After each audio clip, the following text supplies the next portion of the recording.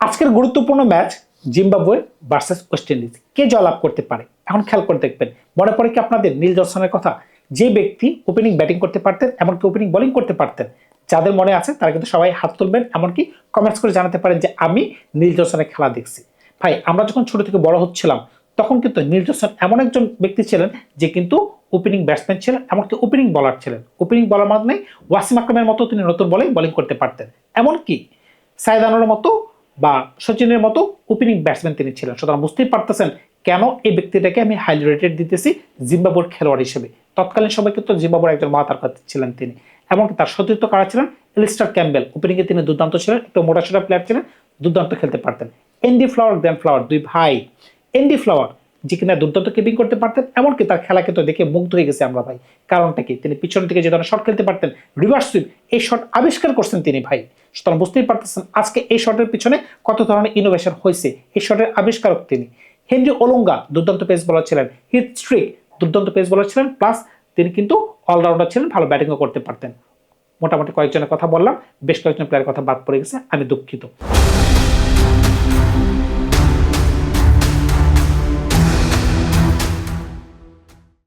এখন খেয়াল করে দেখবেন সেই জিম্বাবুয়ের টিম কিন্তু আবার মাথা চাড়া দিয়ে উঠছে, তারা কিন্তু এখন ভালো খেলতে চায়। কিন্তু মনে পড়ে কি আপনাদের 2 বছর আগের কথা? তারা কিন্তু সোশ্যাল মিডিয়াতে একটা পোস্ট করেছিল যে আমাদের ছেঁড়া জুতা দয়া করে কেউ স্পন্সর করেন, আমরা এটা দিয়ে খেলতে পারতেছি না। আজকে ওই জিম্বাবুয়ের টিম আনবিটেন অবস্থায় অস্ট্রেলিয়াকে হারিয়ে দিছে, শ্রীলঙ্কাকে ঘরের মাটিতে হারিয়ে দিয়ে এখন তারা সুপার এর প্রথম ম্যাচ ওয়েস্ট ইন্ডিজের সাথে ইন্ডিয়াতে খেলবে মুম্বাইয়ের মাটিতে। এখন যদি পিচটা যদি একটু ব্যাটিং সহায়ক হয় তাইলে কিন্তু হয়তোবা ওয়েস্ট ইন্ডিজের পাল্লা ভারী থাকতে পারে। আর যদি আগের ম্যাচের মতো হয়, আগের ম্যাচের মতো মানে যদি ইংল্যান্ড ভার্সেস ওয়েস্ট ইন্ডিজের যে একটা ম্যাচ হয়েছিল যেখানে আদিল রশিদের বল পড়ে প্রায় 1 ফুটের মতো টান খেয়েছিল, এমনকি মতি এমনকি রোস্টন যে ধরনের বোলিং করতে পারছিলেন, যদি ওই ধরনের পিচ হয় তাহলে কিন্তু আমি বলতে চাই হয়তোবা ওয়েস্ট ইন্ডিজ ফেসে গেলে ফেসেও যেতে পারে। কারণটা কি? আপনি ওয়েস্ট ইন্ডিজ টিমকে দেখতে যতই আপনার বড় মনে হয়, যত পাওয়ার হাউস মনে হয় না কেন, কোন দিন যে তারা কলাপসে পড়ে যাবে সেটা কিন্তু আপনি বলতে পারতেছেন না। কিন্তু অন্যদিকে জিম্বাবুয়ে টিম কিন্তু মোটামুটি ব্যালেন্স। আপনি যদি খেয়াল করে দেখেন, আপনি যদি স্ট্যাট তুলে ধরেন এবারে বিশ্বকাপে সর্বোচ্চ রান শিকারীদের মাঝখানে একজন ব্যাটসম্যান কিন্তু তাদের আছে, যে কিনা 5 নম্বর পজিশনে আছে, তার নাম হচ্ছে ব্রায়ান বেনেট। তিনি কিন্তু 3টে ম্যাচ খেলে 176 রান করতে পারছেন, তিনি কিন্তু এ পর্যন্ত আউটই হন নাই। সুতরাং বুঝতেই পারতেছেন তার কিন্তু অ্যাভারেজ 0। একটা ব্যাটসম্যান যদি আউট না হয় কিন্তু তখন কিন্তু তার অ্যাভারেজ বেরই হয় না। এমনকি আপনি যদি সর্বোচ্চ উইকেট শিকারীর তালিকায় যান তখন কিন্তু আপনি 2জন প্লেয়ার খুঁজে পাবেন জিম্বাবুয়ের যে কিনা সর্বোচ্চ উইকেট শিকারীর তালিকায় কিন্তু রয়েছে। তারা একজন আছে ব্লেসিং মুজারবানি, আপনারা তাকে অনেকেই চিনেন, তিনি 3 ম্যাচে করেছেন 9টা উইকেট, নিয়েছেন 9টা উইকেট। এমনকি ব্র্যাড এভান্স তিনি 3 ম্যাচে নিয়েছেন 8টা উইকেট। সুতরাং বুঝতেই পারতেছেন এই কারণে কিন্তু এই দলটাকে কিন্তু এবার দাবিয়ে রাখা যাচ্ছে না। তারা ব্যাটিংয়ে ভালো করতেছে, সিকান্দার রাজা কিন্তু কিছু দুর্দান্ত কিছু ইনিংস খেলছেন। এখন যদি আপনি ওয়েস্ট ইন্ডিজের দিকেও আসেন, তারাও কিন্তু আনবিটেন ভাই, তারাও আনবিটেন। তারা 4টা ম্যাচ খেলছে, 4টা ম্যাচে কিন্তু তারা জয়লাভ করছে। ইংল্যান্ডকে তারা একদম শোয়াই দিছে। 190 রান নেওয়ার পরে তারা যেভাবে 30 রানে তাদেরকে হারাইছে, ওই ম্যাচে একটা অবস্থায় কিন্তু তাদের 8 রানে 2 উইকেট পড়ে গেছিল, এমনকি 50 রানে তাদের 3 উইকেট পড়ে গেছিল। ওই অবস্থা থেকে যখন তারা 190 বা 195 রান করতে পারছে, কিন্তু এরপরে কিন্তু ওয়েস্ট ইন্ডিজ কিন্তু আর ইংল্যান্ড টিমকে গণাই ধরে নাই।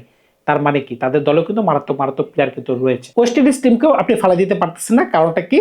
শাইহোপ, আপনি যদি স্ট্যাট তুলে ধরেন শাইহোপে কিন্তু ভালো রান করতে পারছেন, তিনি সম্ভবত 6 নম্বর বা 7 নম্বর সর্বোচ্চ রান শিকারীর তালিকায় রয়েছেন। এমনকি সামার জোসেফ 4 ম্যাচে 7 উইকেট নিতে পারছেন, জ্যাসন হোল্ডার 4 ম্যাচে 7 উইকেট নিতে পারছেন। তার মানে কি? তাদের বলার উইকেট নিতে পারতেছে, তাদের ব্যাটসম্যান রান করতে পারতেছে, এই কারণে কিন্তু তারা আনবিটেন অবস্থায় রয়েছে। এখন আজকের ম্যাচে কারা জয় পেতে পারে? যেহেতু মুম্বাইয়ের মাটিতে খেলা, আমরা কিন্তু মুম্বাই পিচটাকে কোন হিসেবে জানি? মুম্বাই পিচটা কিন্তু আমরা জানি যে এই পিচে 210 রান 220 রান অনায়াসে হয়। কিন্তু এবার টুর্নামেন্টে কিন্তু ওই ধরনের রান আমরা দেখতে পাচ্ছি না। তার মানে কি? আইসিসি এমন ধরনের পিচ বানাচ্ছে যেখানে ব্যাটসম্যান এবং বলার ইভেন্ট যেন সুযোগ পায়। যদি ইভেন্ট সুযোগ হয় তাহলে আজকে আমি বলবো জিম্বাবুয়ের পালা ভারী হতে পারে। কারণটা কি? কারণটা হচ্ছে ওয়েস্ট ইন্ডিজের প্লেয়াররা একটু বেশি গ্লোরি শট খেলে থাকে। আপনি যদি খেয়াল করে থাকেন ব্র্যান্ডন কিং, সাইহোপ একটু মোটামুটি রেগুলার প্লেয়ার, তিনি একটু ধরে সয়ে খেলেন, একটু ক্লাসিক্যাল প্লেয়ার। কিন্তু তাকে যদি আপনি বাদ দেন, শেরমন হেটম্যার বলেন, তারপর যদি আপনি রোস্টন চেজ বলেন, রাদারফোর্ড বলেন, রবিন পাওয়াল বলেন, রোমেরো শেফার্ড বলেন, অত্যন্ত বড় বড় নাম, কিন্তু তারা কিন্তু সবাই কিন্তু গ্লোরি শটের পিছনে ছোটে। কখন যে কি হয়ে যাবে সেটা কিন্তু আপনিও বলতে পারবেন না। এমনকি জ্যাসন হোল্ডার তিনি কিন্তু ভালো খেলতে পারতেছেন। এখন যদি আপনি নিচের দিকে বোলিং এ আসেন, আকিল হোসেন, মতি, তারা কিন্তু দুজনে কিন্তু বিধ্বংসী বলার হতে পারেন যদি পিচ থেকে টান উৎপন্ন হয়। এমনকি সামার জোসেফ বিধ্বংসী বলার কিন্তু ভাই। ব্যাটিং অর্ডারের ক্ষেত্রে সবচেয়ে গুরুত্বপূর্ণ হচ্ছে Brandon King, Shimron Hetmyer, Rutherford, Rovman Powell, এমনকি রোমেরিও শেফার্ড। রোমেরিও শেফার্ড কিন্তু বিধ্বংসী ব্যাটসম্যান ভাই, যদি উপর থেকে একটা ভালো স্টার্ট এনে দেওয়া যায় আর যদি তাকে ছেড়ে দেওয়া হয় যে তুমি মনে যেটা চাই সেটা করো, তখন কিন্তু তিনি বিধ্বংসী রূপ ধারণ করতে পারেন। এখন দেখা যাক জিম্বাবুয়ের বলাররা কোন ধরনের বোলিং করতে পারেন। যদি জিম্বাবুয়ের বলারদের মাঝখানে মনে করেন যে মাসাকাজে যদি ভালো বোলিং করতে পারে, কিমার যদি ভালো বোলিং করতে পারে, ব্লেসিং মুজারবানি যদি ভালো বোলিং করতে পারে, তাহলে কিন্তু খেলা অন্য ধরনের হতে পারে। এমনকি ব্র্যাড এভান্স, যে কিনা আজকের ম্যাচে দুর্দান্ত বোলিং করার প্রত্যাশা রাখতেছেন, কারণ কি তিনি 3 ম্যাচে 8 উইকেট নিতে পারছেন। এরকম বলার যদি আজকে ভালো বোলিং করতে পারে, তাহলে কিন্তু উপরে যা আজকে ব্যাটিং করবে, ব্যানেট বলেন, মোরামানি বলেন, মায়ার্স বলেন, রাজা বলেন, সিকান্দার রাজা বলেন, রায়ান ব্রুল বলেন, এমনকি মুনিয়াকো বলেন, এমনকি মুসিকুয়ারও বলেন, সবাই কিন্তু মোটামুটি ভালো খেলতে পারবেন। কারণ কি এখন যেহেতু একটু আগে আমি বলেছিলাম Neil Johnson, Alistair Campbell, Andy Flower, Grant Flower, Heath Streak, Henry Olonga, তাদের নাম যখন আমি বলেছিলাম, তার মানে কি আমি তাদের খেলা দেখেছিলাম, তাদের খেলা দেখে এখনো কিন্তু 20-25 বছর আগের কথা আমার ব্রেনে কিন্তু মনে আছে।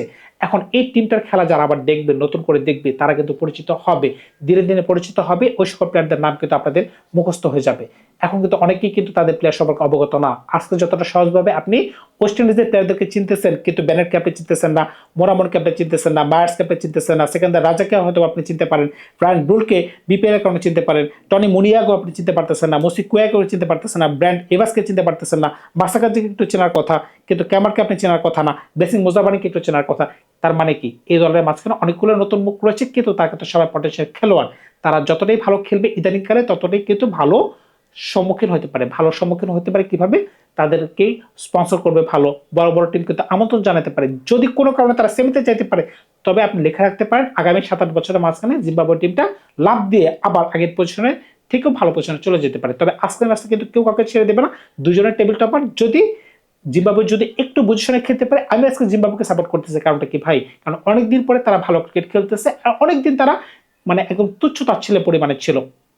এখন আমরা যারা ক্রিকেটের ফ্যান, আমরা যারা ক্রিকেট ভালোবাসি, আমরা মনে প্রাণ এটাই যে একটা দল উন্নতি করুক। হ্যাঁ, আমি এটা চাই না যে ওয়েস্ট ইন্ডিজ তলানিতে পড়ে যাক, তবে আজকের ম্যাচে আমি মনে প্রাণে জিম্বাবুয়েকে সাপোর্ট করতে চাচ্ছি। কারণটা কি, জিম্বাবুয়ে যেন আজকের ম্যাচে জয়লাভ করে একটু স্বস্তিতে থাকে, যেন তারা সেমিফাইনালের রাস্তায় বা সেমিফাইনালের দৌড়ে তারা একটু এগিয়ে থাকতে পারে।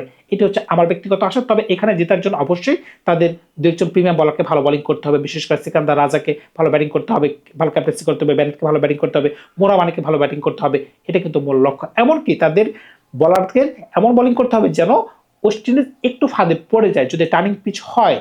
আর যদি মনে করেন ফ্ল্যাট উইকেট হতে পারে, তাহলে কিন্তু দুই দলের জন্যই ভালো হতে পারে। কারণ কি কোন সময় কি হয়ে যায় সেটা কিন্তু বলা যাচ্ছে না, অগ্রিমে আপনি কোনো কিছু বলতে পারবেন না।